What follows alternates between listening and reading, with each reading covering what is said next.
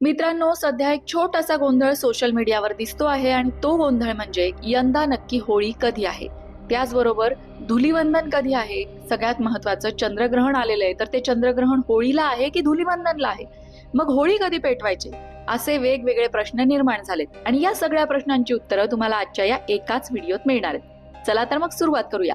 पहिला प्रश्न, होळी यंदा कधी आहे? तर यंदाची होळी आलेली आहे 2 मार्च 2026 ला.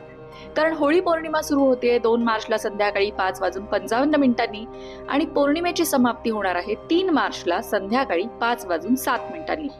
म्हणजेच काय, तर फाल्गुन पौर्णिमा, हुताशनी पौर्णिमा, जिला आपण होळी पौर्णिमा म्हणतो, ती आहे 2 मार्च 2026 ला.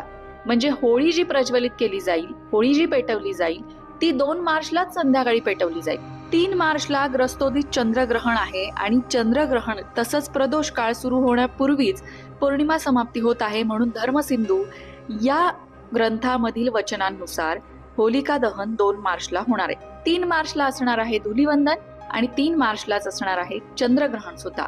ग्रस्तोदित चंद्रग्रहण आपल्याला 3 मार्चला बघायला मिळेल. सगळ्यात महत्वाचं म्हणजे हे चंद्रग्रहण भारतात दिसणार आहे, त्यामुळे वेदादी नियम जे आहेत चंद्रग्रहणाचे ते सुद्धा पाळले जाणार आहे. चंद्रग्रहण जे सुरू होणार आहे ते 3 मार्चला दुपारी 3:20 सुरू होईल आणि चंद्रग्रहण संपेल संध्याकाळी 6:46. ज्योतिषशास्त्रानुसार चंद्रग्रहणाचे वेदादी नियम महत्वाचे मानले जातात. वर्षातलं हे पहिलं चंद्रग्रहण आहे जे भारतातही दिसणार आहे आणि त्यामुळेच सूतक काळही लागू होईल, वेदादी नियम पाळले जातील. चंद्रग्रहण सुरू होण्याच्या 9 तास आधी सूतक काळ सुरू होतो. ज्योतिष आणि धार्मिक मान्यतेनुसार या काळात कोणतंही शुभ कार्य करणं टाळायला सांगितलं जातं. तर मंडळी, थोडक्यात इथे हे स्पष्ट होतंय की होलिका प्रदीपन जे आहे, अर्थात होळी जी पेटवायची आहे ती 2 तारखेला पेटवायची आहे आणि धुलीवंदन 3 तारखेला आहे आणि 3 तारखेलाच चंद्रग्रहण सुद्धा असणार आहे.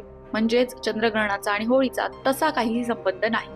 हिंदू पंचांगातील शेवटचा आणि निसर्गाच्या परिवर्तनाचा साक्षीदार असलेला फाल्गुन महिना, या फाल्गुन महिन्यामध्येच ही होळी पौर्णिमा असते.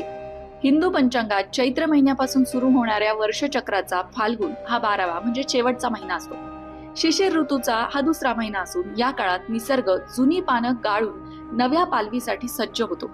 18 फेब्रुवारी पासून फाल्गुन महिना सुरू झालेला आहे आणि या फाल्गुन महिन्यात जी पौर्णिमा येते त्या पौर्णिमेला आपण होळी पौर्णिमा म्हणतो. या होळी पौर्णिमेला सुद्धा निसर्ग जे करतो तेच आपल्यालाही करायचं असतं. होळीमध्ये जुने विचार जाळून टाकायचे असतात, नकारात्मकता जाळून टाकायची असते, सगळ्या निगेटिव्ह गोष्टी सोडून द्यायच्या असतात आणि नव्याने सकारात्मकतेला सुरुवात करायची असते. फाल्गुन हा वर्षाचा शेवटचा महिना असल्याने आणि त्यात होळी आणि धुलीवंदन वगळता फारसे मोठे सण किंवा